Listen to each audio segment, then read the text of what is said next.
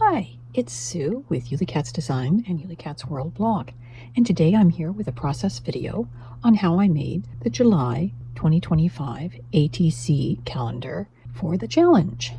I started off by making a stenciled panel using the Hero Arts Delph Floral, and I used 3 shades of blue, Concord & Ninth's powder, My Favorite Things Lazy Day, and Stampin' Up's Blueberry Bushel.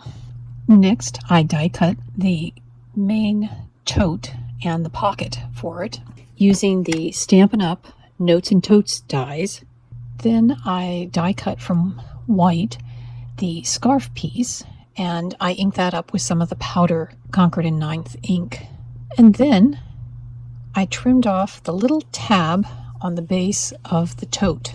I also cut out from a textured piece of dark, kind of denim colored cardstock, the tote trim pieces and handle. Now the handle I decided to add some brads to, and you can see here how I fixed them on the back side. Then I glued on some of the trim strips, and you'll see I folded the tote so it was forming basically a square so I could line up the trim pieces right along the edge. And you put the 2 trim pieces on the sides, and then you add the bottom, sort of that protective piece of the decorative trim. The scarf, I actually decided I would add a second layer for the knot, just to get a little more texture. I also popped that up on a foam dot. The pocket, I used 2 small pieces of 1mm foam tape along the 2 top edges, and then I put glue along the bottom so that the pocket would be open just enough that we could slide some things in. So the way I adhered the tote to the top of the ATC calendar card was I put, again, that 1mm foam down on the back side, kind of directly in line with the dark blue trim pieces.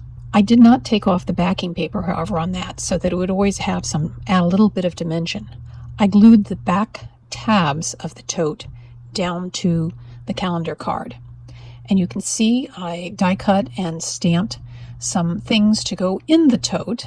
A little card saying "So grateful, a true story," a little tube of suntan lotion, some sunglasses, and of course a thermos of water.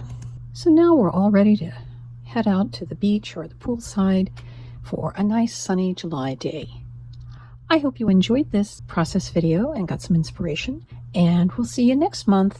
Bye-bye.